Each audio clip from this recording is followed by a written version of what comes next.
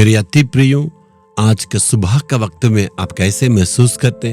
क्या आनंद के साथ है?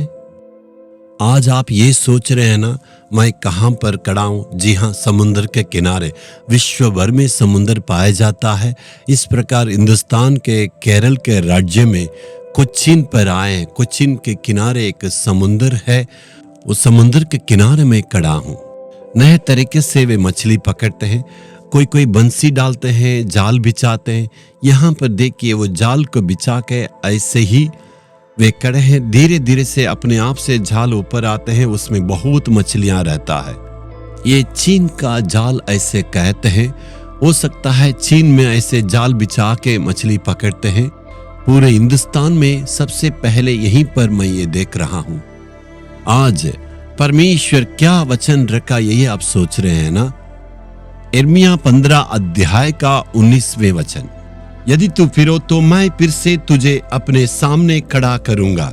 प्रभु कहता है, मन फिरो, मैं फिर से तुम्हें खड़ा करूंगा। इसको समझाने के लिए मैं कहूंगा, एक जवान बेटी अमेरिका में एक दक्षिण जगह पर स्थान है, ग्वाटेमाला ऐसे उसका नाम है। वहां एक बेटी रहती थी। उसकी एक घटना है।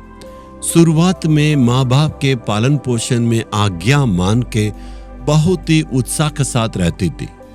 जैसे जवानी उम्र आई, दुनिया की अभिलाषा में आ गई, आंखों की अभिलाषा में आ गई, मनमानी जीना चाहती थी। इसलिए वो परमेश्वर से बिल्कुल दूर हो गई, माँ बाप से भी दूर हो गई। मनमानी जीने के चलते वो पाप में गिरी। उसके चलते एक रोग आ गया था।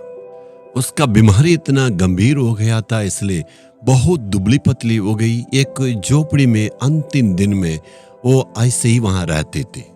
उसे पूछताछ करने के लिए, प्रेम करने के लिए कोई नहीं आते थे। अपनी दयनीय अवस्था के चलते बहुत ही दुख के साथ थी। उस शहर में डीएल आसबान ऐसे एक प्रभु का दास ने एक शुभ संदेश को सभा को चलाया। वहां लाखों की संख्या में भीड़ इकट्ठे हुए। इस बेटी के बारे में कुछ लोग जानते थे, ये मरने की स्थिति में है। इस बेटी के बारे में वो जानने के चलते इनके दिल में इस बेटी के बारे में एक बोझ आया था। इसलिए वो लोग कहने लगे, इस बेटी से तुम्हारी ये दयनीय अवस्था को प्रभु बदलना चाहते। शायद उस सभा में आने के चलते तुम्हारी ये जिंदगी, बीमारी, सब कुछ प्रभु बदल सकता है। इसलिए तुम भी इस सभा में चलो। वो कहने लगी, मेरे लिए कोई रास्ता नहीं है। मैं पाप में बिल्कुल फंस चुकी हूँ। मेरे जिंदगी का अंतिम समय में आ गया है। इसके बाद कोई भी चीजें मुझे बदल नहीं सकती है। मैं मरने के समय पर आ गई हूँ। और वे सारे लोग कहने लगे, यीशु मसीह आज भी जीवित है। यीशु मसीह तुम्हारे सारे पापों को क्षमा कर सकता है और तुम्हारे सारे रोगों को चंगा कर सकता। तुम्हारी ये दयनीय स्थिति को प्रभु बदल के एक नए जिंदगी को प्रभु दे सकता है। आओ, ऐसे वो बुलाए। वो कहने लगी, मैं तो बिल्कुल चलने के लायक नहीं हूँ। वो कहने लगे, तुम्हें चिंता करने की आवश्यकता नहीं, हम एक गाड़ी को लाएंगे, उस गाड़ी में तुम्हें बैठ के आना है। उनके साथ वो गाड़ी में बैठा के ले गए हैं और सभा में सबसे पीछे उस गाड़ी में वो बैठी हुई थी।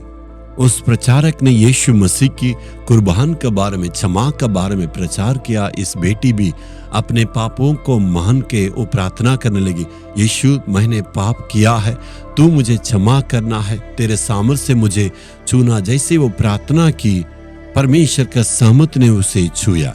जैसे ही प्रभु का सामर्थ्य उस शरीर पर उतरा था, तुरंत उस बिस्तर से उठी और प्रभु को स्तुति करने लगी, इधर उधर टहलने लगी और अपने जिंदगी को प्रभु का अर्पण करके परिवर्तन के लिए पूरे सौंप दी थी। परमेश्वर ने उनका जीवन में अद्भुत और चमत्कार किया। यीशु पुण्य जीवन को निर्माण करने वाला है। प्रभु, आप अपने जीवन का बारे में यही सोचते ना, सब कुछ खत्म हो गया है, मैंने इतना पाप किया, इतने अपराध किया, कोई रास्ता नहीं। लेकिन प्रभु आज बदलने के लिए चाहते हैं। यीशु पुण्य निर्माण करके हमें आशीष देने वाला प्रभु है। आपको सिर्फ मन फिराने की आवश्यकता है। हे प्रभु, मैंने पाप किया है, मैं अर्पण करता हूँ। ऐसे अर्पण करने के द्वारा प्रभु आपके पुरानी जिंदगी को बदल के नया जिंदगी देगा। प्रभु मेरे जीवन में ऐसे ही नया जीवन को दिया है। जैसे मैंने मन फिराने के लिए अर्पण किया, परमेश्वर ने मेरे लिए नया काम को किया है, वैसे सबके जीवन में ये ऐसा कार्य हो सकता है। यीशु मसीह के पास आने से यीशु मसीह हमारे जिंदगी को बदल के नए मार्गों में अगुवाई करता है। यदि आपका जीवन सही है तो परमेश्वर को आप धन्यवाद दें, या आपका जिंदगी बिगड़ गया तो प्रभु के पास अर्पण करने के द्वारा आज आपके जीवन को प्रभु बदलने के लिए चाहते हैं। मुंह खोल के परमेश्वर से अर्पण करके कहना है, मेरे जीवन में मैंने पाप किया, इसके चलते मेरे दिल में शांति नहीं है और शरीर में चंगाई नहीं है, परिवार खत्म है, आमदनी खत्म है, सब कुछ खत्म हो गया। आज मैं विश्वास करता हूं तू पुनः निर्माण करने वाला है। आज मन फिराने के लिए अपने आप को अर्पण करता हूं। तू मेरे लिए क्रूस पर कुर्बान हुआ है, उस लहू के द्वारा आज मुझे तू क्षमा करना है।